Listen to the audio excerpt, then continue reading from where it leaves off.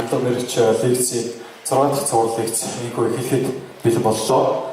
Бид сайхан амьдралыг хүсэж байгаа бол бүрэн дүүрэн аз жаргал, амжилтыг хүсэж байгаа бол зорилгоо тодорхойлох ёстой. Харин хаашаа зорж байгаа мэдэхгүй, юуны төлөө амьдрч байгаагаа мэдэхгүй бол биднэрт ахих, урагшлах, хөшүүрэх үгүй лээ. Иймээс хүн хэрхэн амжилтанд хүрдэг талаар энэ асуултын хариултыг бид олон өөр өнцөг, олон өөр үзэл бодлоос та бүхнийг ухаарч зорилгодоо хүрэхийн тулд үнээс бас авахыг авч авахгүйхээ хооноор хандаж энэхүү лекцийг сонсоосоо гэж хүсэж байна. Ингээд өнөөдрийн лекцэнд хүрэлцээрсэн та бүхэнд өнөө талархаж байна. Өнөөдрийн лекцийг нээж өгөхнө хэмээн 6.com сайтын захирал бизнес сэдэлтэй залуучууд төрийн бас байгууллагын тэргүүн нэм одыг өндрийн ард турж байна.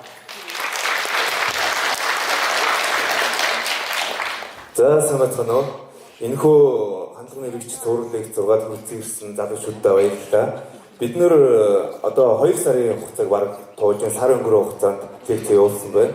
Одоо нийт 6 дахь удаага бид нэр уулзж байна. Энэхүү лекц одоо та бүхнийг хүсэл мөрөөдөө тодорхойлж одоо амжилтанд одоо хүрэх тэр зорилгоо бид нэр зохион байгуулж байгаа.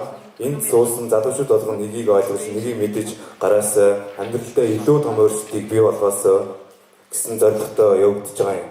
За бид нэр нийт одоо 6 дахь хүнээ урьж авч ирсэн байна. Сайн хийсэнчлэн 6 нөөр хүнээс бид нэр одоо авах гэх хоноор хандж өөртөө хэрэгтэй зүйлийг олж аваасаа гэж та нарын нэг 2 цагийг бид нэр хумсалж одоо суулгаж байгаа шүү. За ингээд бид нэр өнөөдрийн лекцэн итгэл дуусны дараа би та бүхэнд бас нэгэн бэлгийг барихаар ирсэн байгаа юм. Тэр нь юу гэхээр мөрөөдлөө өрх миний зорилго 2018 улсын хэмжээний анхдгаар уралдаан. Тэгэхээр өнөөдрийн лекц дуусны дараа та бүхэнд одоо энэний талаар дэлгэрэнгүй мэдээллийг бас хүргэх болно. За ингээд өнөөдрийн лекцийг нээснийг аль биесээр мэддээ баярлалаа. Өнөөдрийн зочноор Монгол Улсын их сургуулийн хууль зүйн сургууль, Харвардын их сургуулийн Джон Кеннеди нэрэмжит, төрийн удирдлагын сургууль, Индианагийн их сургуулийн хуулийн сургуулийг тус дүүргэсэн Ис Эрдэнэт таныг эндрийн ард халаалт гэрчэнд орж байна.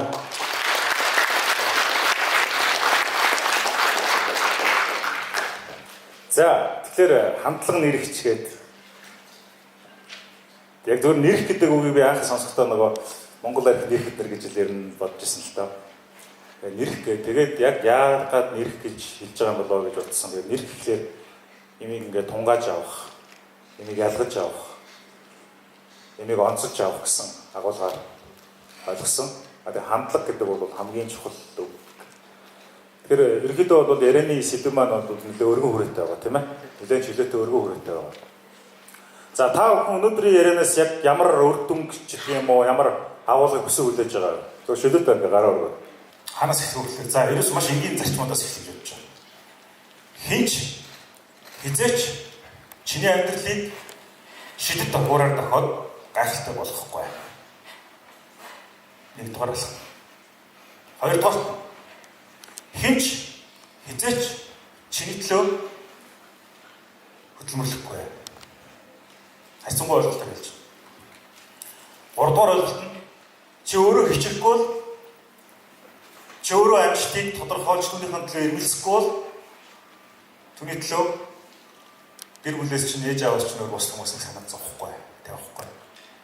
Тэгэхээр хүн бол байгалийн хуулийн нэг хэсэг учраас банк тэмцэж явах хэрэгтэй шүү. Тэмцэх. Гэхдээ хүний зорилго бол наснаас их шалтгаалдаг. Жишээлбэл 12 дугаар ангид төгсөж байгаа хүмүүсийн хувьд бол зорилго гингүүт. За би энэ жил бол их айтайхан сургуульд орчих, конкурсэнд өндөр оноо авчиж гэх юм уу, өссөн сургуульд орчих гэж зорилго байдаг. За их сургуульд орчих юм бол ялангуяа Монгол залуучуудын хувьд гэх юм бол за хэл усаа сайн үзэж байгаа гадагшаа өндөр хөгжилтэй орно, мэрэгчлээ ижилж гэсэн зорилго байдаг. За тэгээд төгсөөд ирэнгүүтээ бас нэг болцооны цалинтай өөрийгөө сорьсон тим ажилд орё гэсэн зорилго байдаг. За тэр үеийн наан ч юм уу цаан ч юм уу навч дэлгэрээд бороо ингээд чигний өнөртэй тавар болоод яргууд хэлбэлэнгүүд одоо орчин үеийн та нарынхаар хэлдгээр эмзэг мэдрэмтгий ойлгомжгүй тийм мэдрэмжүүд төрж эхэлдэг л дээ. Эм орно гэж тийм ээ. Тэр нь бол ингээд эрдийн хүндрэлтний уламжлалт хэлээр бол дурлалч гэх юм уу янз бүрийн тохиолдол. Тэгээ өөрөөр хэлбэл амьдралынхаа хангийг яаж сонгох юм бэ гэсэн ойлголтод явж эхэлж байгаа юм л да. Тэгэхээр ингээд өөрөөр хэлбэл 28 амтай үед бол магадгүй ихний хүүхэдэн төрсөн ч гэх юм уу тийм. Тэгээ одоо би ер нь өөрийнхөө төлөө амьдрахаас гадна гэр бүлийнхээ төлөө амьдрах хэрэгтэй юм байна. Тэгээд эдийн засгийн хувьд бол энэ гэр бүлийг яаж давтартайгаар авч явах юм гээл. За тэгээд ялангуяа нийгмийн чиглэлийн сонирхолтой залуучуудын хувьд бол тодорхой амбицууд байдаг тийм ээ. Тухайн албан байгууллагатай бол ингээд карьер хийчихдэг юм уу? Эсвэл бол улс орныхон төлөө том хүсэл тэмүүлэл ирмэлцэлтэй хөтлөгдөж юуны төлөө амьдраад байгаагаа асуулт асууж байдаг юм уу? Нишиг та бүхэн мэдэх философч, Германы одоо философч, экзистенциализмыг үндэслэгч Нише бол хэлдэг эрэгтэй хүний хувьд бол 30-аас хасах 3, 30 дээр нэмэх 3 гэдэг тийм бол та нар уншижсэн юм магадгүй. 27-аас 33 наснд бол эрэгтэй хүмүүсийн хувьд хямралын үе гэж байгаа л дээ. Who am I гэдэг би хий юм бэ? Би юуны төлөө яваад байгаа юм бэ? Тэргээл тийм эсвэл бол аль нь би жигнэсээ айртай гэж тийм үедэхгүй юм. Маш олон асуултын дотор төрөлдөг гэж байгаа юм да. 33 хүрээд эхлэхээр яг тэрнийхээ юм гогсооноос нь ингээд багаар гарч эхлээд миний амьдралын эрхэм зорилго бол ийм юм байж тийм үү гэдэг. Ийм мэдрэмжтэй бол тийм шүү.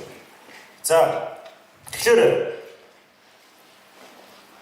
юу гэдэг нэг дор нэг ухаантай хүн гарч ирээд та нарын бүх асуултын хариултыг өгөх тийм боломж амьдрал хийж байдаг. Нэг хүн гарч ирээд бас чи ингэж амьдрах юм бол чиний амьдрал зүг болно. Чи ингэж зорилготой хүр гэж хэлснээр бас яах нь вэ? Бас тэр болон тэр биелэх албагүй байдаг. Тэгэхээр яах вэ гэхээр явж явж хүн өөртөө найдах хэрэгтэй юм шүү. Би юуны төлөө? Би яагаад ийм зорилгыг тавьж байгаа юм бэ гэж. Энд нэг хэмжүүр өгдөг. Юу гэхээр ихэнх хүмүүс бусдад яаж харагдах бол би яаж бусдад ойлгогдох бол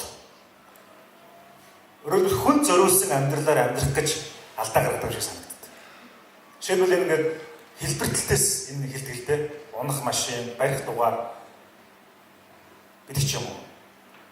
Тэгэхэд яг өөрийнхөө дотоод сэтгэл рүү бид нар тэр болгоо өнгөж хардгаагүй юу гэдэг асуулт байна.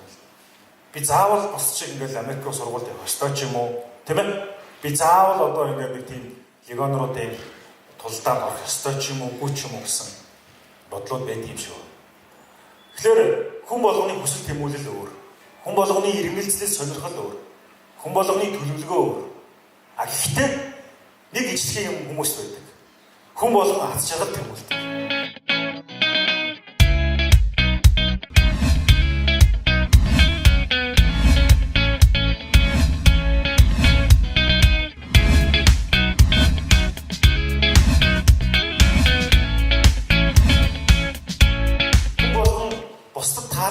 Стандартд хамаахгүй өөрийн гэсэн гэгэн мөрөөдөлтэй байдаг. Хүн болгон мөрөөдөлтэй байдаг. Хүн болгон түн рүү хөрөх төлөвлөгөөг янз бүрийн төвшөнд боддог. Гэхдээ хүн болгон түүнийг нь хэрэгжүүлж чаддаггүй. Уул юм дуртай богинотой, уул сайнтай муутай гэж. Тэгээ би бол яриагаа нэг зэгээс эхлэе гэж бодож байна. Бидний ялгаа юу юм бэ? Бусдаас ялгах ялгаа юу юм бэ гэж. Дэлхийд 7 тэрбум хүн амьдарч байна. Homo sapiens гэж 40 мянган жилийн өмнө одоо юу ухаанд хүний анхны үг бий болсноос хойшоо дэлхийд 105 тэрбум хүн амьдарч байсан байна. 105 тэрбум хүн. Би Бурхны гэх юм уу бидний бүтээгч зарим хүмүүс Мухаммед гэж хэлнэ, зарим хүмүүс Будда гэж хэлнэ, зарим хүмүүс Христос гэж хэлнэ. Мэдхгүй хинч байсан бидний бүтээсэн энэ хувь заяа, бидний бүтээсэн энэ амьдралын нэг онцлогийг их гайхдаг байхгүй. Яг үгээр хүн болвол нэг ингээд нэг төө жоохон гарантай байгаастай. Ямар ч 2 м өндөрч байсан, 1 м 50 см ч байсан хүний өөрийнх нь гараар төөлөөдөг жоохон илүү дахиад 3-4 өргөшөө бол нэг төөнд багтахаар нэг юм царай байна. Тэр яг ийм жижигхэн маршрут дотор яаж 105 тэрбум янзын зохиомжийг хийдэг байна гэдэг байхгүй. 2 нүд хамар тэгээд үндэсний онцлогууд нь өөр. Тэгэхээр өөрөөр юу гэж хэлэхээр 105 тэрбум хүн энэ ертөнцийн дээр амьдарч ирсэн юм бол өнөөдөр 7 тэрбум хүн амьдарч. За тэр 7-г дотор нь бид нар ингээд нутаг улс үндэснээр нь хувааж байна л та. Хятад улс гэхэд 1.4 тэрбум. Мөн үү? Оросын холбооны улс 145 сая гаруй. Яг энэний дунд байгаа монголчууд 3 сая 100 орчим мянган. Тэгэхээр яг ингээд улс үндэсний геополитик талаас нь аваад үзэх юм бол бид дэлхийн хүн амаараа тэргүүлж байгаа нэг том үндэстэн, тэр үндэстэн бол 53-4 үндэсний яснаас бүрдэж байгаа бүгд наримт хатаар тус. Дэлхий дээр эдийн засаг өсөлттэй хөгжлөөрөө улс төрийн геополитикт өргөөрөө бол маш хүчрэх босч байгаа. Нөгөө орн нь болохоор Оросын холбооны улс. Дэлхийд дээр хамгийн том газар нутагтай түүхий нефт одоо эдийн засаг нүүрс гэдэг тэр зах зээлийн хувьд бол маш том. Дэлхийд дээр гүрэм улс 20 дугаар зуунд байсан олон республик улсуудыг ингэж агуулж ирсэн Оросын холбооны улс. Дээрээсээ бол цэргийн хувьд бол маш хүчтэй зэмийн зэвсгийн одоо үйлдвэрлэгч орн. Дээрээс нь бол дэлхийн геополитик тасар том хүч нөлөөтэй авторитар ийм орн байдаг. Ийм хоёр том хүчирхэг орны донд байгаа 3 сая монголчууд. Хуам 3 сая 100 мянга гэж байгаа. Хуамын 40% Улаанбаатар хотод амьдардаг. 40 км-ийн радиус дотор амьдардаг. Тэгээд тэр амьдарч байгаа хүмүүсийн 70% тодорхой хэмжээгээр гэр хорооллын өсөд амьдардаг. 800 мянган өрхтэй шүү Монгол улс ч мөхөлдөө. Тэрний бараг 40% нийт амьдардаг. Тэрний дахиад 70% нь яг нь утаан дотор амьдардаг. Нийт хүн амынх нь Улаанбаатараар жишээ аваад үзэх юм бол 70% раннинг вор гэж хэлдэг шүү дээ. Урсдаг ус байхгүй, цэвэр ус байхгүй, шууд хөрсөө бохирдуулж идэг. Өвлөн тийшээгээ ингээд хүтэн хөрсөө бохирдуулах үйл зөнгөө ажиллаа юм. Зуун нь яг нь тэр агаараа амьсгалдаг, тоосч хэрэгтэй. Эрүүл мэндийн хувьд бол асар хэцүү. Олон төрлийн хор тавдраараа дэлхийд тэргүүлж идэг. За ингээд жоохон стресстэй сэдв рүү орох гэдэг л та. Тийм бол айгүй хүнсэлт байхгүй. Тэгээд одоо ингээд нийгэм дээр явж байгаа юм дандаа тийм хар мэдээлүүд явж идэг. Хүчирхийлэл тийм ээ. Гэмт хэрэг, авилга, хэл ахуул, хууль бус, шудраг бус, ёс бус үйлдэлүүд ингээд явж идэг. Тэрүүгээр нь бол ингээд нийгмийн сүлжээ, хэвлэл мэдээллийн хэрэгсэл байгууллагууд нь ингээд бүрэн нэвчиж автсан, ингээд хатамдарсан байж идэг. Яг жигнэсээ ингээд хүмүүс хичээлүүдтэй сонголт хийгээд амьдралын төлөө тэмүүлэх гэхэд хууль дүрм нь ингээд одоо хаагдмал, боогдмал байж идэг. Эдгээр сайхан залуучууд бол хэдэн мянгаараа паспорт нийгмийн даатгалд нэвтрээ ингээд барьж байгаа. Гадаад руу би ажиллах хүчин болёо, хар ажил хийя гэж та нарын насны, арай ахын насны хүмүүс байж идэг. Сүүлийн үед гэр бүлд бол 3 сараар ингээд солонгос руу явж хар ажил хийдэг тийм ээ. Тиймэрхүү юм бол маш их нэмэгдсэн. Эдийн засгийн 90 гаруй хувь уул уурхагаас хамааралтай зөвхөн доор байгаа байгалийн баялагийг ухаад гадагшаага ямар ч өрсөлдөх чадваргүй хүмүүсийн хийсэн үнээр нь өгдөг. Аль нэгэн наам юмшил улс төрийн толгойд гарч ирэнгүүтээ тэр түүхийн эдийг, түүхийн нүрсийг ч тийм үү зэсийг хэн гадагшаага зарах вэ гэсэн тэр 8-ны позишн дээр тэр 8-ны байр суурь дээр очих юм болж. Залуучууд нь ирээдүйдээ итгэлийн хувьд бол жоохон хүнд. Ийм улсын иргэд байна. Нөгөө талаас нь харахад түүхийн тусгалыг харахад агуу гайхамшигтай эзэн гүрнийг байгуулж ирсэн. 31 сая км квадрат нутаг дэвсгэрийг эзэлж ирсэн. Зөвхөн зэвсгийн хүчээр биш, зэрэг зэвсгийн чадлаар биш, оюун ухааны цар хэмжээгээр дэлхийд байлдан байгуулалтыг бий болгож чадчихсан. Тийм арт. Эмэгтэйчүүд эрхийг дэлхийн түгэнд байгаагүйгээр өндөр гаргаж ирж ирсэн. Өөлөн хатан байна, бүртээ үжим байна, 8 жин буюу Тракена хатан байна, самар гүнж байна, сорогтоны бихий байна, мянган оюутны сургууль байгуулжсэн. Хотол цагаан байна, мандахайцсан хатан байна. Түүхээр ярих юм бол айгуу гайхамшигтай гэж. Дэлхийд анхны одон орны төвийг байгуулж ирсэн. Цаасан мөнгөнийг үйлгээнд оруулж ирсэн. Дэлхийн хүндрэлтний соёл дөрөө гэдэг нэг бий болгож ирсэн. Өмд гэдэг нэг бий болгож ирсэн гэдэг хүмүүс ярих дуртай. 1787 онд Америк нэгдсэн улсын үндсэн хууль батлагдаад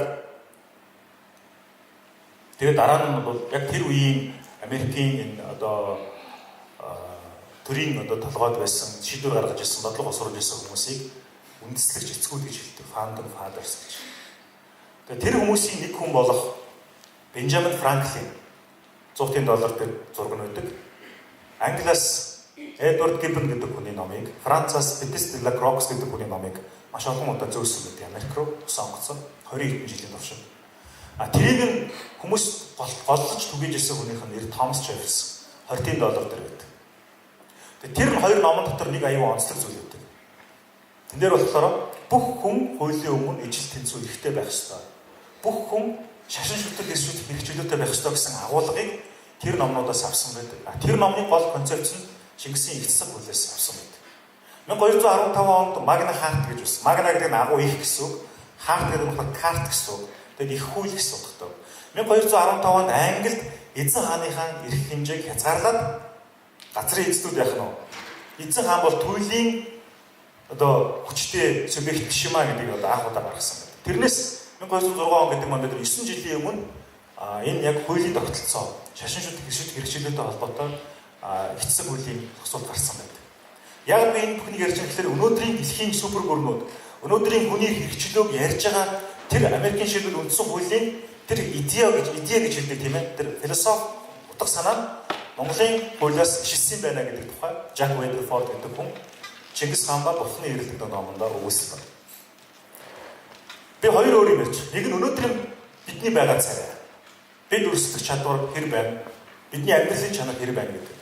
Нэг нь бол бидний өнгөрсөн түүх. Бид агуу байсан юм байна. Ричард Милхаус Никсон гэж Америкийн ерөнхийлөгч. Тэр хүн цагаан хэрэг дээр ирээд нэг үг хэлсэн байна. Агуу их түүхтэй ард түмнийг агуу их ирээдүй хүлээж таарна гэж. Тэр бол хятад зориулж хэлсэн байхгүй юу? Тэрийг манай Баабаргоо хэлсэн байдаг л да. Цагаан хэрмийг бүтээсэн ард түмэн гайхамшигтай бол түүнийг бүтээлэх гэд хүргэсэн ард түмэн бас яаж сул байх юм гэж. Тэгэхээр өнөөдрийн нийгэм хамгийн сэтгэл зовоож байгаа асуудал бол өнгөрсөн түүхийг зөвхөн хийхэл төдийгөөр бид ойлгож байна. Цээжэн балбаж би Монгол хүн дэлхийн Монголоос ихтэй бид болоод эзлэн төрөмгийлж байсан. Тэгээд юу гэж? Тэгээд өнөөдөр яагаад Монгол хүн дэлхийн түвшинд өрсөлдөж чадахгүй байна? Тэгээд яагаад өнөөдөр Монгол хүн дэлхийн түвшний тэр технологийн өрсөлдөөнд бид оюун санаагаа худалдаж түүнээрээ баялаг бүтээж чадахгүй байна? Тэгвэл яагаад Монгол улсад нэмэн үрдэг шингэсэн эдийн засгийн үр өгөөж өгсөн үйлдвэрүүд бий болж чадахгүй байна? Тэгвэл яагаад бид өнөөдөр одоо хүртэл дэлхийн том гүрнүүдийн түүхийн эдийн хамжлага бааз хэвээрээ байгаа юм? Гэнгүүт нөгөө талд нь оюун ухааны академи гэл маш олон юм сувгуудаар Монголын залуучууд бол үнэхээр IQ өндөртэй юм байна. Оюуны итгэл зүйл сайтай юм байна. Мундаг юм байна гэдгийг харуулж чадж байгаа байхгүй. Монгол хүн бол яг бие даасан оюун санааны хувьд бол хөгжингүй чанараараа их. Гэтэл яагаад энэ потенциалтай та бүхэн шиг ийм залуучуудыг ийм шинэ үеийг яагаад энэ оюун санааг нь үнэлж чаддаг, шударгаар амьдраад тэр одоо шударгаар ажилласан цалингаараа амьдарч чаддаг тийм орон болгож чадахгүй байгаа гэдэг асуудал. Энд бодлогын асуудал. Бодлого. Энийг би жишээл юу гэж хэлж байгаа гэхээр энэ бол бид үзэл санааны хомсдолд орсон байна. Манлайллын хямралд орсон байна гэж хэлж байна. Өнөөдрийн хандлага нэрч гэдэг хандлага. Юуны төлөө хандлагыг тодорхойлох юм бэ? Скандинавын орнууд гэж одоо бид нар хэлдэг. Норвег, Швед, Болонгийн орнууд. Болонгийн орнуудад яасан бэ гэхээр хөгжлийг төлөвлөхдөө хүүхдүүдийг багаас нь төлөвлөдөг. Хүний behavior гэсэн ойлголттой. Зам төлөв. Зам төлөв гэдэг бол хандлагын суурь.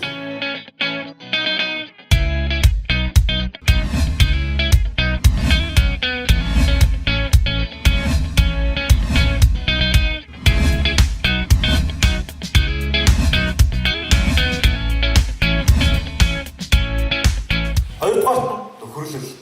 Гуравдугаарт нь хүний хүндлэх ухаан. Ингээд энэ дотор нь бол хүнийг хайрлах чадвар гэдэг. Маш олон төрлийн ингээд 52 янзаар хувааж. Би уучлаарай. 114 янзаар хувааж. Скандинавын орнуудад 114 янзаар энийг хуваадаг. Харин Америк нэгдсэн улсад үнийг 52 янзаар хуваадаг. Монгол улсад энийг хэдэн янзаар хуваагаа? Саяхны судалгаа байсан. Сайн сурагч гэж хэнийг хэлэх вэ гэсэн чинь ихэнх багш нарын хандлага нь үгэнд ордог. Хичээлээ сайн хийдэг гэж байна. Үгэнд орно гэдэг чинь бусдаар үйлдвэрлэж шүү дээ, тийм ээ. Хин нэг юм хэлэнгүүт тэрийг үүсгэж байна. Гэтэл яагаад бид нар creative mind гэж хэлдэг? Бүтээлч оюун ухааныг дэмжихгүй байгаа юм бэ? Хүн заавал томатоос галаргүй л дээ. Гэхдээ яагаад хүмүүсийн бие даасан өөрийн гэсэн independent mind гэж хэлдэг, тийм ээ. Бие даасан тэр оюун санааг бид нар яагаад дэмжихгүй байгаа юм бэ гэдэг асуулт байгаа байхгүй юу? Та нар яагаад эрхчлөлтөө өөрсдөө сонголт хийж тэрэндээ хариуцлага хүлээдэг тийм нийгмийг хүсэхгүй байгаа юм бэ гэдэг асуулт байгаа байхгүй юу? Гэтэл Монголд бол 17 орчим байна гэж үзэж байна. Тэгэхээр эндээс юу гэж хэлж байна гэхээр хүний 30 настай 40 настай хүнд чи ингэж хуулийг баримтлах юм бол хүний нүдэндээ хууль сахиж байгаа юм шиг боловч цаанаа өөр хууль бус амьдралаар амьдрах гэдэг л. Тэг учраас өнөөдрийн нийгэм тулгамдж байгаа энэ үйл явц бол дор хаяж 20-оос 30 жилийн нийгмийн бодлогын үр дүн байна гэж. Намайг хүүхэд байхад 90 оны үед бол маш их сургуулиас завсарлалт байдаг байсан. Би ч гэсэн нэг жил сургуулиас завсардаж байсан. Дүүгээ харах гэдэг. Тэр үздэлгүүд нэг нураад унтсан байсан. 7 настайдаа сургуульд ороод манай дүү жоохон байсан. Өнгөт ингээд сургууль завсардаад 8 настайдаа сургуульд орсон. Тэгээд өглөөний хийдэг ажил бол өглөөний маш өглөө эрт өглөө хөөдөнд хийд нэгийн гадаа очирддаг байсан. 2 цаг очирддаг, талханд очирддаг. Ингээд нөгөө жоохон өндөр хүмүүсийн гол зогсчихлоо. Яг тэр талхны ийм машин байдаг байсан. 53 гэдэг Оросын тийм машин. Арттай ийм саарл төмөрөн бөхөөхтэй. Тэгээд битүү ингээд тал гаччихсан. Ирээл дотроос нь ийм модон ийм сэтгтэй талхнуудыг зөөгөл дэлгүүр рүү оруулна. Тэнгүүт дэлгүүрийн хаалга ингээд маш том хүнд цай цэрний хаалга онгоолж байгаа шиг юм онгонгууд бөөнөр ингээд чихэж орно. Монголчууд бол хизээч нийгмээр араас цуурж орсон баг. Бүр амин наам там цаан бүр алаа эдаан болол орно. Хэд хэд удаа хин нэгнийхэн дохоонд армаагаа нийлгэн тийм ээ. Тэгээд нөгөө нэг жоо хөвгт учраас шууд хүчтэй шахагдаад хөл газар хүрэхгүй гэдэг. Тийм тэг шахагддаг ус хөл газар хүрэхгүй. Тэгж жагаад жоо солонгууд доошоо оонж ирдэг юм байна. Тэгэл гүүгээл улаан гүүхээр гүүд гадаа очирж исэн очир хинт ч хамаахгүй дотор дахиад гүүгээл зогсон. Тэгээд нэг айл картын бараа нэг 4 ширхэг талах 3 хил будаа 5 хил гурил 1 кг 9 ширхэг 1 шил арх 6 ширхэг Японы үлээдэг тусламжаар орж ирсэн юм хар бөрөг бах байдаг гэсэн. Үлээдэг баг. Тийм авдаг гэсэн. Мангар бол их тэгээд ингээд очирж байгаа ингээд харахаар маш олон жирэмсийн гişнэр болчдөг байхгүй. Ямар сони юм бэ очроо ордог хэрэг дандаа гисэндээ юм хийсэн. Энэ жирэмсэн хүн очрохгүй орно гэх. Тэгээд нөгөө тийч нөгөө нэг настаа аваад мэдэнгүүтээ өө наа чи жинхэнэ юм хотлаа юм уу гэж. Зарим нь хотлаа ингээд ороолтын гараас гэж мэрэл. Тэгэл яг та нар ингээд боддоо 4 далхаа ингээд авчихсан. Тэгээ би нэг 7 8 тал байсан. Юу лээ 10 настай байсан. Гэрлүүгээ ингээд алхах чинь гэдэг бол мангар тийм баатарлаг мэдрэмж тэр бол. Байсны зэргүүдээ сонсцоо кинон дээр гардаг шиг тийм. Армагдан кинон дээр нэг юм сансрын уцтай хүмүүс алхаж идэг шүү дээ. Утаа байна дондор. Яг тийм мэдрэмж төрөөл тийм. Алхах нь. Гэртээ ээж талхаа тавиал. Тэгэл гарч ирэл гадаа гарч ирэл чулуун байл та. Би Динжимэнд 100 айлын хүүхэд байсан. Динжимэндийн хүүхдүүд манай 100 айлын хүүхдүүд хоорондоо ногоон нуурыг булаацдаг. Ногоон нуур гэж 100 айлын нуур байсан. Одоо ингэ ширгээд дээгүүр байшин гарцсан. Тэгэл нуур булаацдаг гэдэг зайхад гэдэг. Тэр нуурыг хэн л аав гэж тийм. Тэгээ зөв зодооны шалтгаан байхгүй. Тэгэл ингээл баахан ингээл ийм чулуу хийдэг юмтай тэгэл ингээл төчгөнсөн юм гүйжчихэд би руугаа чулуу шиддэг. Тийм зэрэглэг та нар боддоо. Одоо ингээд хин нэг рүү чулуу шиднэ гэдэг ямар амар болоо тий. Тэгэл нохоогоо тавиулна тий. Би руугаа нохоо тавиулдаг. Тэгэл дараад манайх нөгөө энэ тэмгэлтэй дөргийн тасгийн овооны хажууд очсон чинь дахиад шинэ бүлгэнд исэж байгаа байхгүй. Иргэний дайны кинон дээр болж байгаа шүү. За бид нар одоо тасгийн овоо яа булаацдаг. Цаанаас тасгийн овоо булаацдаг нь болохоор гамдангийн хүүхдүүд. Наатаас бид нар болохоор тэр тэнгис кино дээр иргэн тавьдаг хүүхдүүд. Гэтэ би нөгөө ээж аав шашин шүтгэхтэй учраас манай байшин хоолны хүүхдүүд болохоор гамдангийн овоог нь нураадаг, тасгийн овоог нь нураадаг. Гамдангийнхан гүйж овоогоо босааж босгодог. Гэтэ би тэр овоо нураах надад таалагдахгүй. Гэтэл дайнд орохгүй бол эр хүний тооноос хасагдах гэдэг байхгүй. Тэгэл чинь нөгөө хэдэн чулуу авах шидэл тэгэл эргээд ирэхэд яа чийста мондог байлаа энэ гэл ингээл тэр нэр төрөнд нь бас ингээл болдог ч юм. Мэдгүй ингээл нэг учир замбуу чулуугаар байл. Тэгэл хичээлдээ яв. Багш нарын зарим нь бол ингээд архиманд орцсон, марканд орцсон. Биднийг архи спиртэнд үлддэг. Тийм л нийгэм байлаа. 1990 оноос 2012 оны хооронд 20 жилийн хугацаанд Монгол тооцоологдсон гэж байна шүү. Бүртгэгдсэн 1 сая үр хөтөлт болсон. Бол туйг хэмжээ Twitter дээр бичсэн их сурвалж ирж. 1 сая хүний бид нар устгасан байгаа байхгүй. Тэр нөгөө Африкт байгаа омог хоорондын өрсөлдөөн шиг, Афганистан шиг.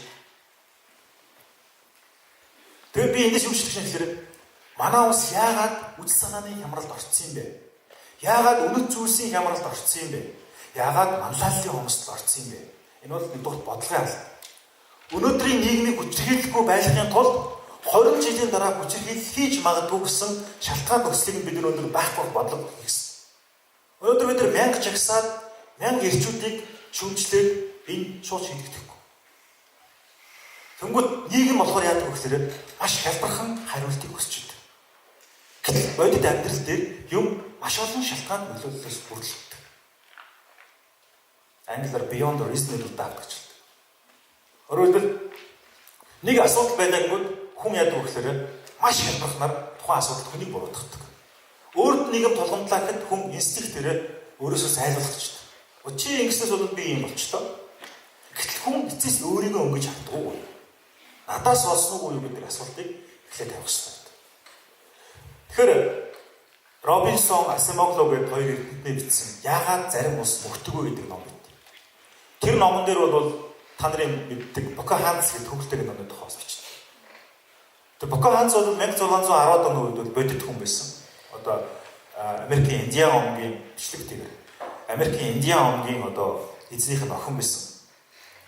Тэр яасан гэхээр Испанчууд бол 14-5 дугаар зууны үед бол далайг ноёхж ирсэн. Испаний хатан хаан бол маш хүчрэг байсан. Тэгээд Испаний хатан хаан Европт нэлээд нөлөө тогтооцсон байсан учраас нэг дорн дахинд нэг эмхтэй хатан байна. Бээжийг 50,000 зэрэгтэй бүсэлж ийн гинэ. Ер нь тэр хүнтэй нэг холбоо тогтоо. Гэхдээ нэрийн хэн гэдгийг мэдэхгүй байна. Кристофер Колумбыг дуудсан. За нөхөр чи нэг дорн дахинд нэг улс байна. Монгол гэдэг улс байт юм байна. Тэгээд нэг хатан хаан байна.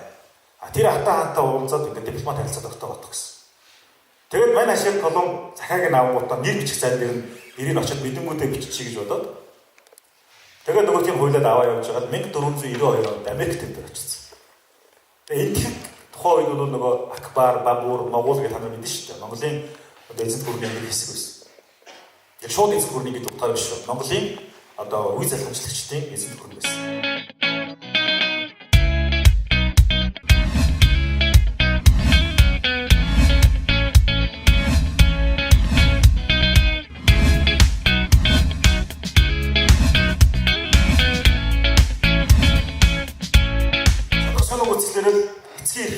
Патриархийг сурталчилгаанд байгаа шүү дээ. Эмэгтэй хүнийг доош нь хийдэг, загнадаг, барьдаг гэсэн ийм хандлага.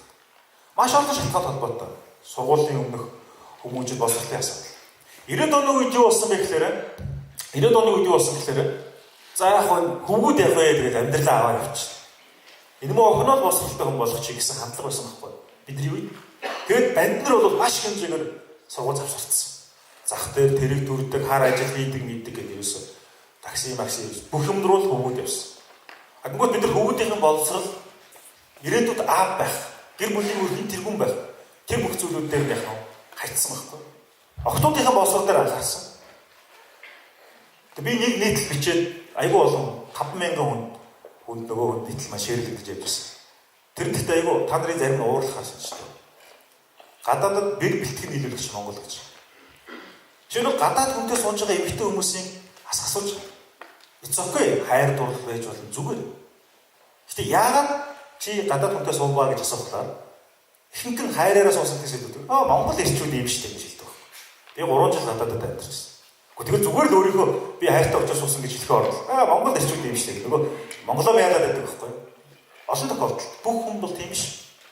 Гэтэл яагаад Монгол ирчүүд бүсгүйчүүдтэй голоодох хэмжээнд хүрчвэ? Энэ асуултын нэмэр мөн. Бид өнөөдөр ингээд мондог юм ярих Харвард сурах мөрөг том яхаас илүүтэйгээр яг энэ бодит амьдралд байгаа асуудлууд дээр бид нэр ойлголт авах хэрэгтэй байна. Тэгэхээр ихэнх гэр бүлийн тохиолдол дээр жишээлбэл хүчирхийлэл гэдэг зүйлийг дандаа үр дүнгээр хараад байна. Эрэгтэй хүн очиж эмэгтэй хүнийг зохихорч. Гэтэл амьдрал дээр маш олон тохиолдолд эрэгтэй хүмүүс хүчирхийлэл татчихдаг. Яг үнэндээ ш. Чи яагаад ингэхгүй байна? Харин тийм ээ ингээл цалин муутач гэдэг юм. Ингээл стресстэй явсараа бол сүүлдээ ингээл гэр бүлтэй үнэлэгдэхээ болол ингээд. Гэтэл эрэгтэй эмэгтэй хоёрын унган чанар бол эмэгтэй хүн юу гэсэн бэ? Тогтоодаа халамж гайхал. Эрэгтэй хүний өндөр байх, булчинтай байх тэд нар бол нэг тийм анхдагч их сурвалжууд биш байхгүй юу? Яг чухал байгаа л да. Эрэгтэй эмэгтэй хүмүүс голцоо эрэгтэй хүний халамжаад болж байгаа гэж. Эрэгтэй хүмүүс эсрэгээр нь үсэх үү?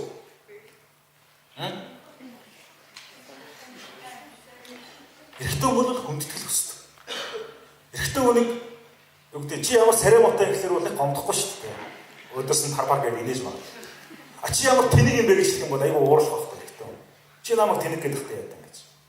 Эсрэгээр эмэгтэй хүнийг чи ямар муухай юм бэ гэвэл аюу ачааглах байхгүй. Яас намайг сарай мотой гэж хэлдэг. Нөгөө юм нэх юм бол нэг бүгд гомдохгүй. Зарим гомдох. Тэгэхээр байгалийн инстинкт байна. Тэгэхээр би юу гэж хэлсэн гэхээр хандлага гэдэг бол академик төвшөндөө ч гэдэг юм уу, газраас тасархай агаарын төвшөндөө бол бид ярих зүйлүүд яг энэ хөрсөн дээр болсон байдлаар бид нар хандлагын тухай ойлгох цаг болсон. Өнөөдөр годомжээр явж байгаа хүмүүс ангид ангид орж ирээд гоё хувцастай гоё залуучууд гарч ирээд гадагшааш үлсээ хайдаг, хүн рүү янз бүрийн үг хэлдэг, ярьдаг гэдэг ийм хүмүүс байгаад байдаг. Орчин цагийн нийгэм ямар болж хөрсөн бэ гэхээр 1940-од оны хүмүүсийг бол Iron Generation гэж хэлдэг. Төмөрийн үеийнхэн гэж. Яг тэр үед бол төмрөөр асуудал шийддэг байсан. Яг тэгвэл тэр үед хүмүүс дайны үе байсан учраас төмөр бол хамгийн том яах нь. Сталин гэдэг чинь юу гэсэн үг юм? Сталинис. Төмөр гэсэн үг шүү дээ. Феррер гэж хэлдэг тийм. Адольф Гитлерийг феррер гэдэг шүү дээ. Феррер гэдэг чинь феррер төмөр гэсэн. Өөрөөр эрттэй мэдлэлтэй хүмүүс бол өөрийгөө төмөрийн хамгийн хүчтэй нэгдэлтэй зүйрлсэн байдаг. Төмөрийн үеийг гэж. 1960-ад оных дэлхийд дээр өнөөдөр хүртэл хамгийн нөлөөтэй байгаа үеих. 1945 онд дэлхийн 2 дугаар дайнд дуусаад зэрмэнд ирчүүд гэртээ ирсэн. Гэртээ ирээд юу хийсэн? Юу хийсэн? Тийм. Асар олон сая хүүхдүүд ирсэн. Чинээс байлдаа завгүй байсан байхгүй. Одоо гэртээ ирэнгүүтээ яг нь хүн төрөлхтний үржил ингээд маш хүчтэй байсан. 46 он бол яг нь бэби бούμер гэж хэлдэг бүр. Хүүхдийн бөмбөгтөл гэж байгаа байхгүй. Дэлхийд даяар. Тэрний төлөөлөл нь одоо энэ Жорж Буш байна. Америкийн ерөнхийлөгч Билл Клинтон байна, тийм ээ? Ийм хүмүүс шүү дээ. Гингүүд энэ үеийнхэн 80-аад 60-аад оных нь 90-ийн цэнд хүрч байгаа. Энэ үеийнхнийг болох юм бол X generation гэж хэлдэг. X үеийнхэн гэж. Шинэ үеийнхэн. 1980-аад онд ухаан орсон 60-аад онд төрсэн хүмүүсийг Y generation гэж хэлдэг. Y generation. 2000 оны хүмүүсийг яах нь дижитал generation. Alpha generation. Одоо орчин цагийн хүүхдүүдийг Alpha digital generation буюу digital native гэж хэлж байна. Native гэж хэлдэг чинь native speaker гэж хэлдэг шүү дээ. Төрлөх одоо тийм цахим үеийнхэн болж байгаа байхгүй. Одоо хэл дороогүй жиж гар утсыг ингээд слайд хийж чадж шээ.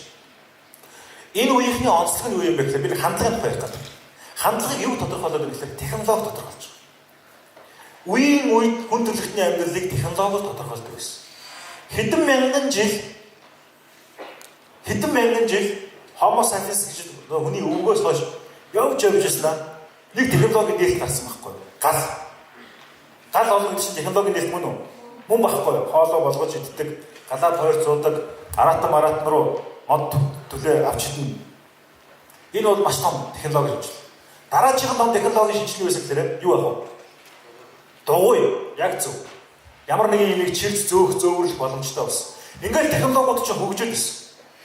16 дугаар 100 хүртэл дэлхийд дээр бол моноцентризм гэсэн ойлголт ноёлж ирсэн. Дэлхийд төвт үзэл. Дэлхий гэдэг чинь маш том яс дэлхийн нуруунд дээр байдаг юм байна.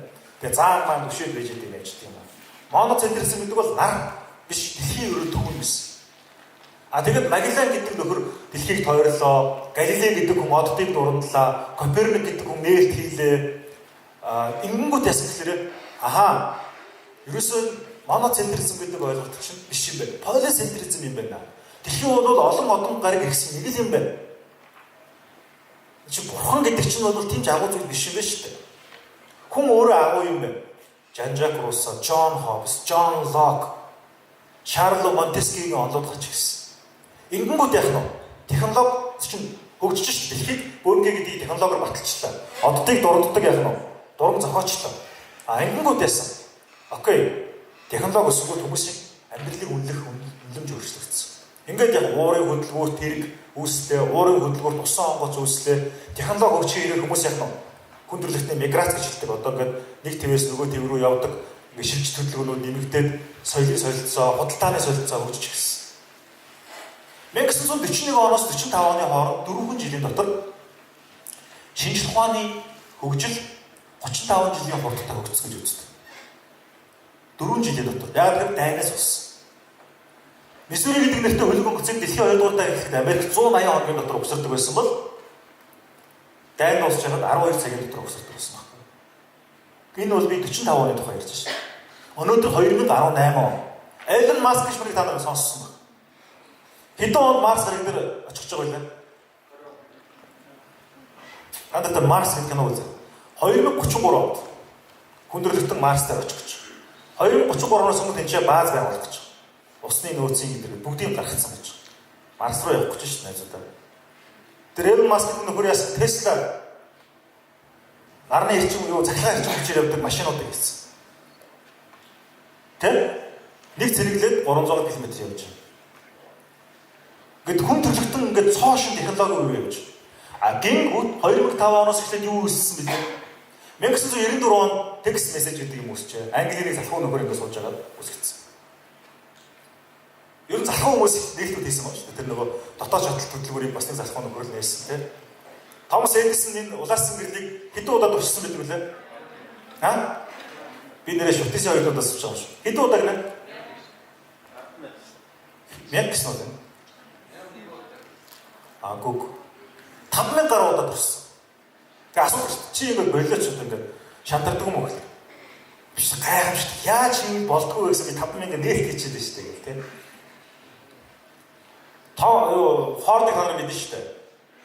Дотоод чадaltaд хөдөлгөөрийн цилиндр 4 цилиндрийг нэг хурдны хайрцагт багтаах гэсэн чинь инженерүүд энэ боломжгүй гэдэг байна. Багтаа гэсэн бол тэгэл яах вэ? Жилийн дотор багтаацсан ч байдаг юм. Тэгэхээр бид нар технологи үе гэж. Хуучин 2005 оноос өмнө бол өөрөөр Facebook-ээс өмнөх үе хүмүүсийн харилцаа сэлбэрээр нэгээс бусдагсан харилцаа гэдэг байсан. One to many гэж. Нэг хүн ярин болсон сонсон. Өнөөдөр бол many to many буюу олноос олон жилчтэй болсон. Энд байж байгаа бүх хүн Facebook-тэй.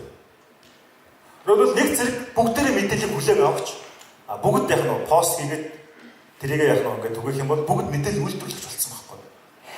Заавал чи сонитой байгаа, заавал чи баян байгаад мянган сонин үйлдвэрлэх халавгүй. Тэр өөрөөр хүн мэдээллийг их үүсгэх болсон учраас энэ дэлхийн ертөнцийг хэн хянах вэ гэдэг ойлголт чинь өөрөө харьцангуй болж байна. Тийм учраас Трамп гэдэг хүн ерөнхийлөгч болж байна. Тийм учраас Макрон гэдэг хүн ерөнхийлөгч болж байна. Тийм учраас тэр оронж хувьсгал, Египтийн хувьсгал болсон.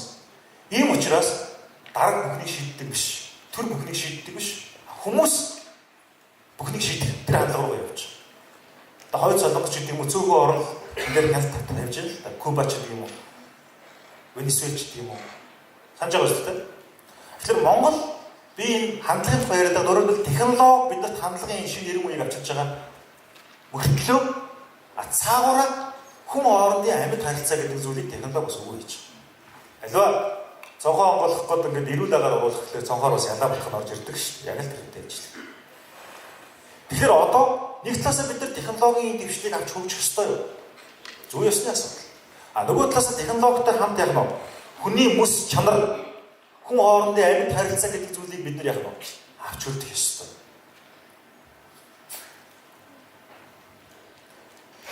Одоо бас 5 жилийн өмнө би Афганистан улсад нэг огн хугацаагаар зэрэг үргэлжлүүлэлт тавьжсэн. Би зэрэг биш гэхдээ Афганистанд явж үзье гэсэн мөрөөдлөө болсон байхгүй. Ер нь мэдээж чаач дарийн утаа өнөөрлөж үзье гэдэг тийм бодол байлаа. 13 төрлийн юм шалгалт өгдөг. Эрүүл мэндийн шалгалт. Нэгээс бусдын дээр бүгдэнд нь тэнцсэн. Нэг нь юун дээр мусыг хамаа харж байгаа тийм. Юун дээр мус юм. Тэгээ Pearl Harbor-ыг та нар Сувдан гэргээ кинон дээр хараагаа аргалдаг шүү дээ. Яг л тийм юм болцсон юм. За ингээд Афганд очлоо. Тэгэд дайнтай газар. За өдөртөө тэр баазаас 20-20-оос доош хүн амьд газар. 20-оос доош хүн амьд. Тэгээ бид нар чи ингээд 30 гэдэг килограмм жинтэй юм дуулах шил малгай одоо хоёрын дуулах. Бүтэн ингээд бүслэгээ тойроод автомат бооны сум магазин ташаанд гар буу урд талд автомат Kalashnikov тэгээд хоёрын дуулахтай Кабул гэдэг хот байгаа шүү дээ. Афганистаны хотоор ингээд эргүүлээгээд явна. Хэзээ хаанаас зэрлэг сум ирээд тусчул гэсэн бодлоо. Тэ? Бидний сууж явж байгаа машинууд ингээд зүгээр ингээд чигээр явж 3-4 машин бие биенийгээ ингээд сөөжилж явдаг. Бүгд номергүй, бүгд ижлэн аль нь дараа сууж байгааг мэддэхгүй. Тэгээ хэзээ хаанаас цогцлогоор халдлага болох бол гэж байна. Цогцлогоор халдлага гэдэг нь болохоор яг нь залуурт юм уу залуургүй буужин дараа очиж хоёрт машиныг ч унагаалаа унгаас машин дотор сун гарч ирэнгүүт снайперууд дээрээс нь сүрчдэг ч юм уу бодож алдаг. Тэгээд тэр байж байгаад Монголд ирлээ. Айгуу амгалан тавь. Ямар гоё газар байдаг.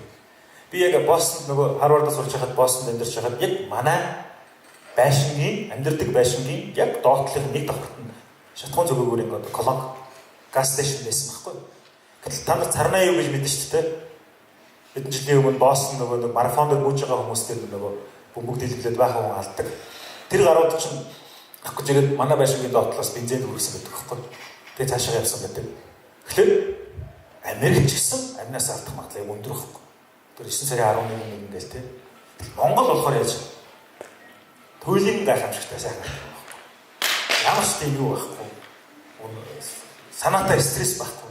Гэтэл бид нар стрессээр дэлхийн топ 5 орны нэг зогсож байгаа шүү дээ. Юундаа стресстэй гэдэг юм. Тэр энэ хандлагын тухай асуудал. Дахиад хандлагын тухай асуудал. Тэгэхээр би ингээд маш задгай сэдвийг ярьж байна л да. Технологи бидний habit гэж хэлж байгаа. Энэ хандлага зуршлыг өөрчилж байна. Тэгвэл яаж бид нар энэ нийгэм зөв амьдрах вэ гэсэн асуудлыг бид нар бодох хэрэгтэй. Түрүүний асуусан асуудууд доо. Жишээлбэл бид Монгол хүн яаж дэлхийн үнэтэй хөгжих вэ? Бидэнд маш том давуу талууд байдаг. Биднэрт ямар давуу талууд байдаг, ямар сул тал байдаг гэдгийг би өөрийнхөө бодлоо хэлсэн. Тэгэхээр давуу талыг нь биднэрт байдаг хамгийн том давуу тал бол маш хурдтайгаар дасан зогсох чадвартай байдаг. Монголд ингээд ажилгүй агаагаараа дуудаад байгаа залууч Солонгост очихоор яагаад хамгийн бүтээмж гаргаад байгаа? Яагаад Америкт очихоор хамгийн бүтээмж гаргаад байгаа? Системийн ойлголт шүү дээ, тийм ээ? Шудраг системд бол өөрийг нь үнэлж чадах систем хүн өөрийнхөө бүтэн чадлыг мөрөн ашиглаж чадж байгаа байхгүй. Одоо манай өвөө хөдөө урчигдэр явсан. Нэг ямаг 7000 төгрөгөөр самж байгаа. Нэг ямаа самнахад 7000 төгрөг. Нэг ямаа хэдэн минут самнах вэ? Хэдэн? Хооны одоо чадвар мадвар 30 минут хөгжлөж шалтгаална. Гэтэ нэг 30 минут 30-40 минут самна. Аа хурдан самдаг хүн бол 25 минут самнах байна. Өдөртөө манай үеэлдүү 6-7 ямаа самж байгаа гэсэн. Чи нөгөө айлуудаар очиж хөдөө чи нөгөө залуу малчд байхгүй болсон шүү дээ. Хотгоо явцсан. Тэгээ настай айлуудаар очиж ямаагийн самж өгөөл мөнгө хийж байгаа байхгүй. Тэгсэн чинь 100000-аар самнаад өгье гэхэд олдохгүй наа. Эсэг. Ингээд юу сумын дэвийн нөгөө дэлгүүрүүдийн макал хоромоо иргүүлцгээ. Тамиртаа шивсэн аа. Төрөлцгийг муулаад гэж байгаа байхгүй. Яг өөрсдөд нь амьдралын итгэл байна уу? Солонгос боловсрол явъя гэвэл яв гэж ингээд тэр пакет ингээд гараа явчихсан. Менежментийн асуудал. Тэр дахиад хэлээ. Үдс санааны хямрал гэдэг бол бид ягаад үдс санааны хямралд орсон юм бэ? Юу зөв юм? Юу үний? Юу сайн юм бэ гэдэг дээр биднэрт энэ тогтолцоо алдагдсан байна. Өнөөдөр та нарыг одоо энэ сууж чинь гэрт чинь дүүнер чинь ч юм уу зарим нэг хүний хүүхдүүд юу хийж байгаа гэхээр ямар ч хяналтгүй зураг үзэж байгаа. Ямар ч хяналтгүй насан туршидтэй ч юм уу эсвэл алаа хятадтай кино үзэж байгаа. Ийм байдаг юм байна гэж тэр тусгалыг хүлээж авч. Америкч гэсэн тийм байдаг байхгүй юу? Цензуртэй байдаг. Одоо зарим орнуудад жишээлбэл тэр нөгөө аюу сахлахгүй огны тухай хөлтэй гэж үлээ. Маш мишг хоригдсон. Яг л тэр нөгөө ээж аавгүй үн чи өгч юм яваад. Нөгөө Винни Пухийг зарим оронд хоригдсон. Яг л тэр нөгөө доор нь хүүсэн тодорхойгүй ир ч юм уу юм ч юм уу. Тэр өөрөөр хөгжмөө орнууд ийм үдс санааны этик ёс зүйн цензуруудтай байдаг. Манайд бол бүх юм жилэг. Тийм баг. Жохон багад бол ингээд ээж автаа ингээд зурд үзэж хахад хүмүүс хоорондоо үсэлцэнгүүд бид нар ингээд ичээд аяг маяга угаая гэдэг ингээд явчихсан шүү дээ. Одоо бол ингээд хүмүүсийг харж байгаа. Шигтцэн үдчихээ тийм. Тэгэхээр болихэд юу үзэхэд юу бидний байхгүй хоорондоо үдчихэл байгаа байхгүй тийм. Бид нар ч юм бол ингээд ороод 7 цагаас телевиз нэгддэг, 11 цагаас хаагддаг, тогтмол ороод тог мог насардаг тийм л үйл юм шүү дээ.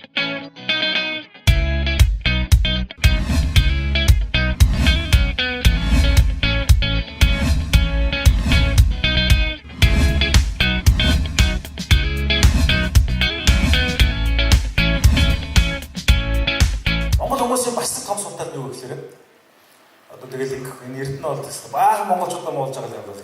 Гэхдээ яг үг гэхээр маш тийм ноён замтай. Петр том юмыг ерөнхийд нь бүгдийг мэддэг. Ерөнхийд нь мэддэг. Яг тодорхойлохлоор мэдэхгүй. Хөгжингөө орнуудын бие даасан хүмүүс сэтгэлгээ тэгэхээр ерөнхий юм ярьдаггүй. Яг тодорхой юмыг л нарийчилж яах нь судалдаг. Тэгэхээр миний хэлж байгаа зүйл нь юу гэхээр яг нэг юмараа л галзуул. Баян хэрэгэлдэг төлхөөр ялалцдаг шүү.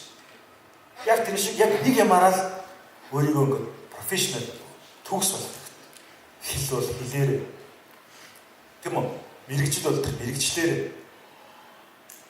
Тэр хүмүүсийг кэр хийдэг тэр нөгөө халамжилдаг асардаг бол яг тэрүүгээр.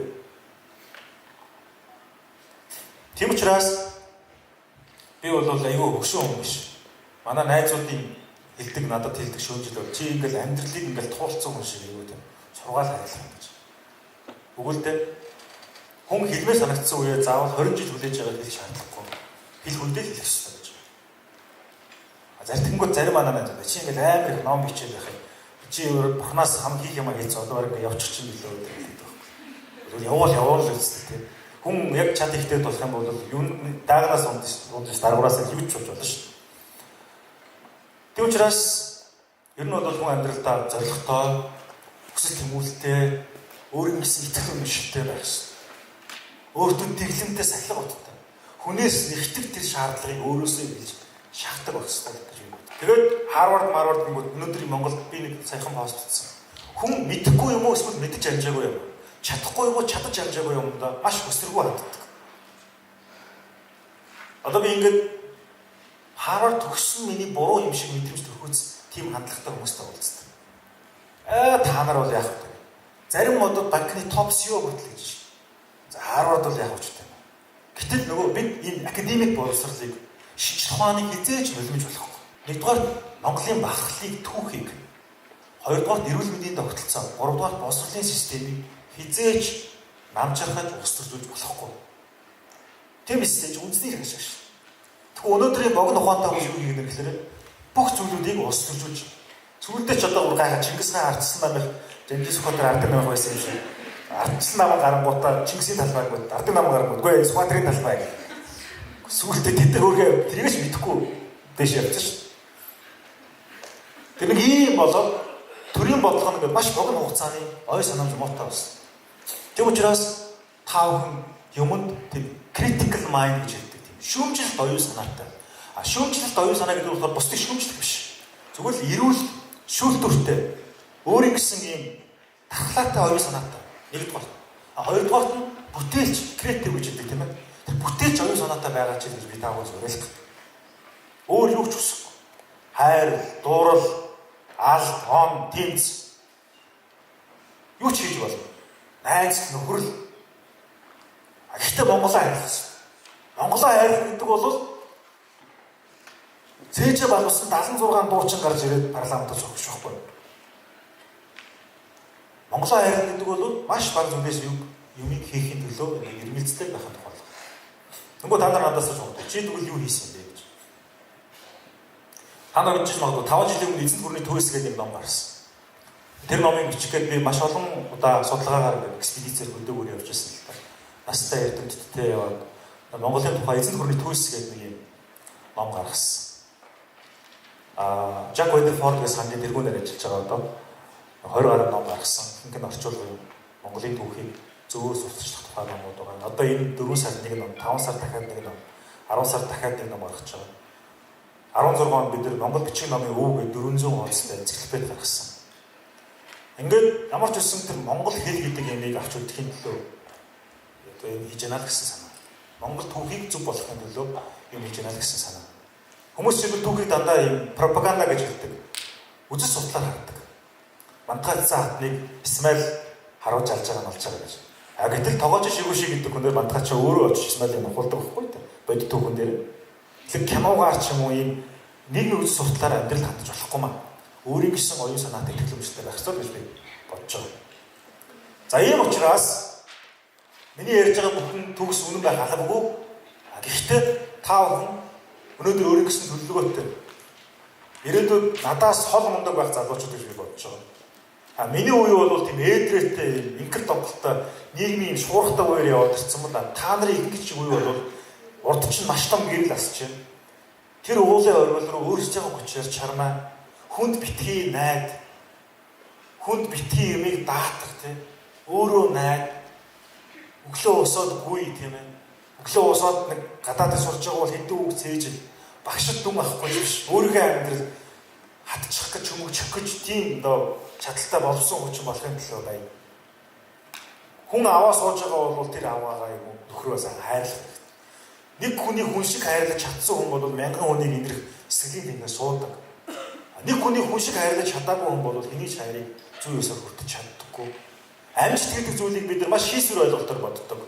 Өндөр цалинтай ажил, эсвэл бол их мөнгө олох ч гэдэг юм уу. Эсвэл бол нэр төртөө сургуульд явах гэж. Тэгэхээр хүний амьдрал чинь ингээд уул шиг дандаа юм тас шиг шүү дээ. Харвард явах хүртэл миний дандаа мацалт байж байгаа.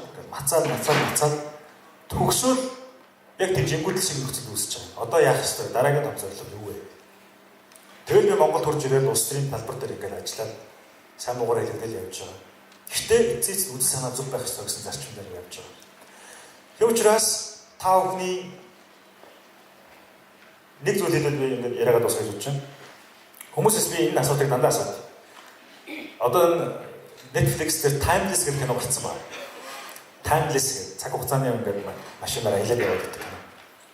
Хэрвээ цаг хугацааны машин байсан бол та нар хаашаа явуулсан бэ гэхээр их хүмүүс хэлдэг байхгүй. А би Чингис хааны орч царийг хармаараа. Зарим болох юм бол мэдхгүй ингээд нэг янз бүрийн ирээдүрөө очиж үзсэн байх гэж тийм бол. Харин би нэг зүйл хэл. Бид яг одоо цаг хугацааны машинаар аялж байгаа. Манай дэлхийн ертөнц галактик сансар хотургууд асар хурдтайгаар хөдөлж байгаа. Дэлхий 50 хэдэн км цагийн хурдтайгаар илгэж байгаа. Нэг цагийн өмнө бидний ихэлсэн яриа өнгөрсөн цагт үлдсэн байна. Яг одоо 7 секундын дараа миний ярих гэж байгаа ирээдүр явж байгаа. Тэр өөрөөр цаг хугацаа явж байгаа бол бид цаг хугацааны машинаар явж байгаа. Хизээ нэгэн цагт хойч үе тийм ээ? Ням одын үед те та нарын энэ үед ирээд тэр нэг ням од гэдэг залуутай уулзсан юмсан гэж бодтол нь энэ үеийг бид нар бүтээх хэрэгтэй байхгүй. Тэр лонлгдсан цамц уссан байгаа охинтой уулзсан юмсан гэж хожмын үеийг бодтол яах нь вэ?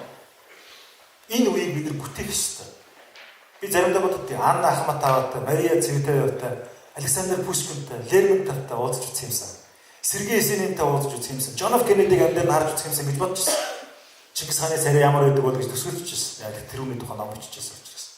Тэгвэл өнөөдөр яг та нар өөрийнхөө үед эзэн хүн шиг амьдрал гэж. Өнгөрсний төлөө биш, ирээдүйн төлөөч биш. Өнөөдрийг зөв байлгахын төлөө амьдрах юм бол бид ирээдүйн зөв суурийг тавьж өнгөрсний зөв хүмүүжлийг улбаалгал гэж би бодож байна. За ингээд яриад дуслаа.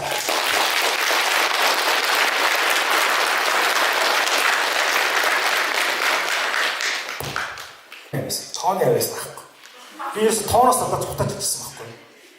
Тооноос ингээд дандаа цухтаж ирсэн. Тэр үл бүтэх нөхөр байсан байгаа байхгүй. Тоондоо муу. Тэгэл би ер нь бүх тухтай юм шиг өгчээсэн. Тооны хичээд болохоор толгой ажиллахгүй байна. Хичээ зүтгэлтэй байна уу? Хоромсон генэндээ байна. Ээж та тоондоо байсан. Ээж нь тоондоо сонирхолгүй байсан. Та тоондоо байсан. Би тоондоо нэг тийм сонирхолгүй байсан. Та хоёроос болж байгаа юм. Тэгвэл ээж тоонд биш ээж их чин тоондоо сайн бидний хүүхдүүд бүгд тоондоо сайн. Аавын дүүн тоондоо сайн тэдний хүүхд. Энэ бол генээс болсон байна. Өөрийгөө зөвтгөхөд байгаа байхгүй. Тэгтэл хизээ энэ уурлын цаг яг түрүү дээр охины асуудал шиг болсон байх лээрээ. Чи Харвардд явахын тулд тоогоор тэнцэх шүү дээ. Тас гэж гарч ирж байгаа. Тэгэл би өөрийгөө бүх өнгөрсөн дүүгээ мартаал. Тэгэл бүр 5 дугаар ингээд тооноос ихсүүлэл ингээд системтэйгээр үүдчихлээ. Хизээ хой 30 хүрчээд шүү дээ. Тэгэл ингээд нэг жилийн дотор тооны ингээд бүр агашнаас нэхүүлээд quantitative analysis хүртэл үзсэн. Тэгээд Харвардд орохдоо тоо бодож орсон. Тинчээ 2 семестр хамгийн дээд түвшингийн тоонуудыг батсан. Төрийн бодлого боловсруулах анализын бүх тоонуудыг батсан. Одоо бол би тоогоор хинтэж үзэхэд бэлэн. Тэгэхэд би өөрийгөө 30 жил ойлгоогүй болсон байна. Би тоондоо муу гэж өөрийгөө агт би хандлагал тийм байсан юм байна. Агт би тоондоо сайн хөвгт байсан юм шүү дээ. Тэр хандлага байна. Тэр дандаа намайг тийм хуцсан, ирэлсэн тэр бүх зүйлүүд дандаа нөлөөсөн. Чи яг зэрэгт явж харагдаач юу Афгаас олиороод байгаа юм манай найзууд. Би явж чаднаа гэсэн. Тэр өөрөлд тийм хуцсан юм болгон дандаа тийм үйлдэл хүрүүлжсэн байна. Харвардын мэтгэлцээний тэмцээнд хизээч шүү. Аз хүн төрүүлж байгаа. 16 он би төрүүлсэн. Өчнөө мянган оюутан дотроос шалгаад төрүүлсэн байгаа шүү. Тэгэхэд чи яагаад бэ Аз гэх манай Мексик хүртэл ирсэн. Вэ чаднаа гэсээр бол үзэр болсон. Тэгэхээр намайг бол тийм чи чадахгүй гэсэн үг. Миний нэг тийм нийтлэл чи чадахгүй гэж. Чи чадахгүй гэсэн үгнүүд хандлагын маань өөрчлөлт байхгүй. Басаад ах юм бол би дэше яваад ах юм гэж би боддог. Тийм учраас магтаад ах юм бол би харин тийм гэдэг унж байгаа байхгүй. Тийм учраас зарим талаараа бол ингээд хүнийг ингээд өөр ирэхгүй ингэж ярилж байгаа зүйл бол тухайн хүн маш хүчтэй сэтгэл өгдөм байна л гэсэн тийм зүйл. Эмэгтэй хүмүүс ч гэсэн тийм шүү дээ, тийм. За тэрийг дараа яриа та. За тэгвэл тэр залуу гараар үзсэн. Ингээ хоёр хүнээ тасалж идэх үү? За яг та хоёр аваад ингээд дуусгах идэх үү? Тэгвэл би дараагийн хичээлийн цаг дуусгах. За. Та хэлээд дараа та хэлээд тэгээд хэлээд дуусгач. Уучлаарай. За түрүүн мөрөөдлийн талаас илүү хүндээд өгсөн шүү дээ. Тэр Америк мөрөөдлийг бол ерөнхийдөө бараг биднээс мэднэ. Хятад одоо мөрөөдөлд орсон. Оросод бол шинэ үеийн Оросод гэжээ. Тэгээ одоо чиг болчихлоо. Одоо шинэ үеийн монголчууд бид нар гэж хэлж байна. Шинэ үеийн залуу шинэ сэтгэлгээний. Тэгэхээр бидний мөрөөдөл таны юм байсан. Одоо та бол баруун боловсрол эзэмшсэн тэнцээ школ байгаа тийм. Яг монгол мөнгө залуучдын мөрөөдлийг түрүүэл таны реклам шиг байж болохгүй байна. Окей. Тэр монгол мөрөөдлийг таны зүгээс хадгалж явах. За ойлголоо. За би маш товчхон хариулъя. 1. Аливаа нийгмийг хөгжүүлэхийн тулд бодлого хаашаа чиглэх ёстой гэхлээр middle class буюу дундаж давхруу чиглэх ёстой гэж үздэг. Баян ядууны ялгаа газар авсан биш.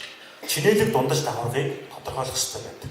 Тийм учраас аливаа улс төрчид аливаа шинэ програмыг зохиогдсон тэр чинээлэг дундаж давхаргыг тодорхойлоод тэр тодорхойлолтыг нь юу гэж хэлдэг вэхээр Америк мөрөөдөл гэж нэрлэж байгаа. Тэгэхээр Монголч гэсэн яг нь яг ийм чинээлэг дундаж давхаргыг тодорхойлсон Монгол мөрөөдөл гэж гаргах ёстой. Жишээлбэл хамгийн энгийн зүйл бол яг нь заавал Монгол сургууль төгсөж гадаадд сургууль төгсөх шаардлага байхгүй шүү. Европод тийм байдаг шүү.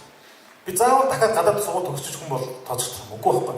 Тийм учраас босрол чанартай босрол их орондоо эзэмшээд ажил хийгээд ажилсан цалин нь авилга өгч авахгүйгээр амьдралд нь хүрдэг, үр хөвгөд нь хүрдэг, хууль шүүх юм шударч гэх юм иймэрхүү юм стандарт юмуд бидэнд хэрэгтэй.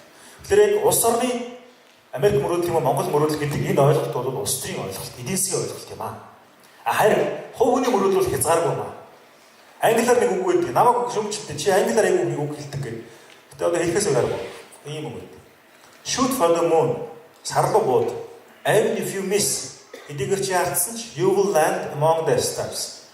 Оддын нэг нь оноо шүтээ гэж. Том зорилго тавь хүрэхгүй байлаа гэхэд яах нь вэ? Ядаж нэг төр зорилго тавихгүй байснаас тэр. Энийг монголчууд юу гэж хэлдэг вэхээр суусан цэснээс явсан тэнэг. Зөв. Ажил хийвэл давсыг дуусгах гэж үргэлжлүүлж болно гэж. За ингээд хариулч зараг хаан. За одоо энэ ороод би хинбэ гэдэг асуулт. Тэгээ энэ ороод юунуудад нэмсэн энэ амьдралын эцсийн зорилго юу вэ гэдэг асуулт хариултыг та олж чадсан уу? Яа чадах шүү гэж хөгсөж мөсөлж бодож шүү. Тэгэхээр одоо би ингээд боцож явах гарч байгаа. Миний амьдралын зорилго би хүрсэн үү гэж. Амьдрал урд байна. Тодорхойлж байна. Яг наач юм бол яг хүн ингээд чадрахынхаа өмнө бодох байна. Тэг чи надаас дахиад нэг 50 жилийн дараа асуух юм бол би чамд ийм байд юм байна шүү. Чиний ч ус цагаан, миний ч ус байхгүй болцсон гэдэг юм хариулдаг. Гэхдээ ер нь бол чухал асуулт. Наадах чинь философор Гегелийн үлдээд шүү дээ. Хүн өөрийгөө танин мэднэ гэдэг бол харьцангуй ойлголт юм аа. Хүн өөрийгөө ойлгоно гэдэг бол амьдрал туршийн философи хэрэгтэй гэж. Яагаад тэр Фаустыг 60 жил бичсэн юм? Миний одоо ганцхан жишээ надад чинь зэрэг. Би эзэн төрний төсгөл ном бичиж байгаа шүү дээ. 30 настай байгаа 29 настай байгаа миний ихний ном гарчихсан. Тэр үе бол Чингис хааны 27 нас хүртэлх үеийг бичсэн байхгүй. А би 2 дахь хотыг эзэн үйлчлэж байгаа гэж 6 жилийн дараа явлаа. Яг тухайн насанд нь мэдэрчсэн юмыг би фестивалаар ингэж явж мэдэрч байгаа бичиж байгаа байхгүй. Миний нэг лайфтайм амьдрал туршийн төсөл байхгүй. Тэгвэл би одоо 60 настай Чингис хааны тухай 30 таа би бичиж чадахгүй байхгүй. Яг тэр би ойлгохгүй шүү дээ. Тэр яг ингэж би яг амьдралын төсөл болгож юм хийж байгаа. Тэр бол хоёлаа 2018 он гэдэг чинь чадвал 2000 хоёлаа нэг 60 он хавцаа уулзах тэгэхээр 4 сарын 4-ний өдөр 2060 оны 4 сарын 4-нд уулзъя зэ. Тохирлоо шүү. Тохирлоо. Тэгээ би чам тэр өдөр хариулъя. Гэтэ чи надаас илүү тэр үед ойлгосон байна. Хэрвээ тэр үед би байхгүй байх юм бол чи өөрийнхөө ойлгосон зүйлийг тэр үеийн залуучуудад хуваалцаарай. Болж байна уу? За. За энэ залуу.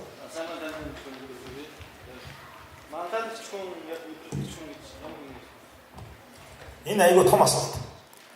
Одоо энэ бол бүхэл бүтэн юм би жишээлбэл Харвардад яг энэ мандалтай холбоотой 4 хичээл авсан.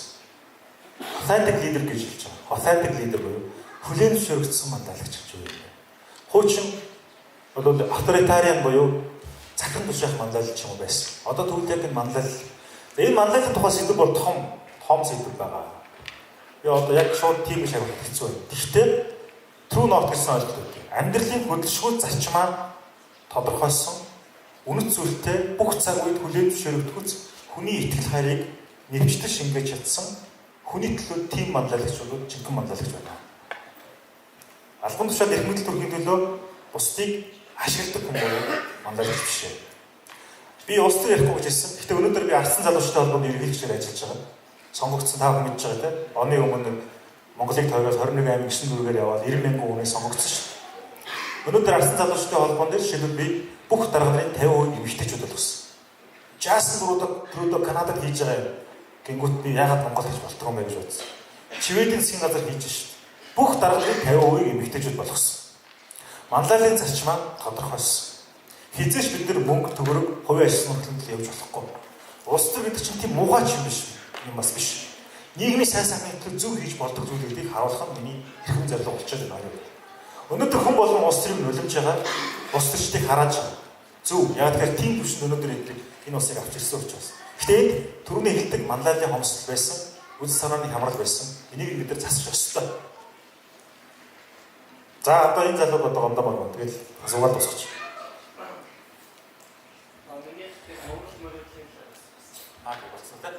За ингээд энэ бол хамгийн гол нь юу гэхээр би залуучуудад нэг 5 зүйлийг хэлье. Одоо сургаалт хэлье гэж тийм. Нэгдүгээр нь залуучуудаа фитнес хийж байгаа. Өөр энгийн спортоор хичээлээ. Ямар нэгэн спортоор. Тэгээд урд янз бүрийн спортоор хичээлээд орцсон гэл биш. Хүн олон юм болчих үзэх зүгээр. Ямар нэгэн биеийн хөдөлгөөний идэвхтэй спортоор хичээлээ. Спорт бол хүнийг гэгээлэг байлгадаг. Хоёрдугаарт нь та хүн ямар нэгэн тийм гооцын мэдрэмжээр сэтгэлээ байнга сэлбэх аргатай болох хэрэгтэй. Уран зураг сонирхдаг юм уу? Хөгжим сонирхдаг юм уу? Уран баримт сонирхдаг юм уу? Одон орон сонирхдаг юм уу? Бүү мэд.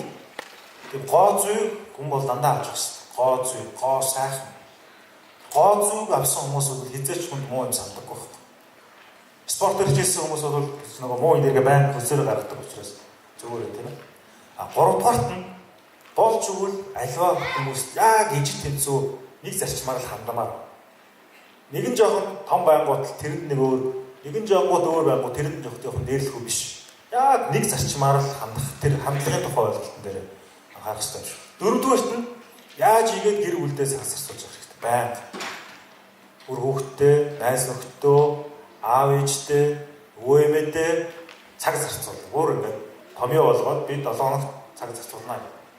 Тэр бол хамгийн чухал. 5 дугаарт Обамагийн хэлдэг үгэлтэй. Одоо тийм. Танин мэдэх хүн ангууч хэрэгтэй. Байн хэмиг танин мэдэх гэсэн ирмэлцэлтэй байна. За өнөөдрийн энэхүү маш гоё лекцийг тавьсан Эрдэнэ болдохтой дахиад нэг халаа албал. Манай зочны маань одоо дараагийн үйлдэл яриад байгаа болохоор би нэг зүйлийг маш товчхон хэлээд тэгээд дараагийн төлөө зочин хэлцээ гис нэг зүйл даруулаад тэгээд өнөөдрийн үйлдэл өндөрлөж өгөх. Тэгэхээр саяны зорилгын талаар маш их ярьсан. Зорилгын талаар. Дээрээс нь зорилготой зарим нь шантраад зорилго зорилгоо биелүүлж чадахгүй одоо байгаа даа гэдэг асуултыг хүртэл асуусан. Тэгэхээр энд өнөөдөр бид хариулт өгөх гэж ирсэн. Одоо хандлага нэрвч гэдэг лекц одоо яг энэ бол эхний алхам. Энэ бол залуучдыг сэрэж байгаа ихний алхам.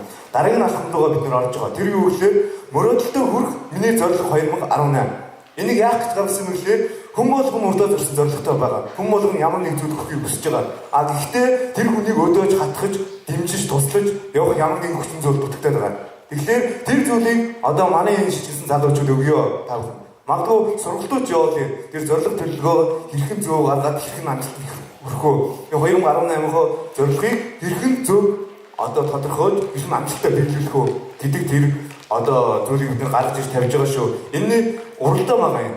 Төрүүлсэн мөнгө 2 сая төгрөгийн шагналтай ийм уралдаан байгаа шүү.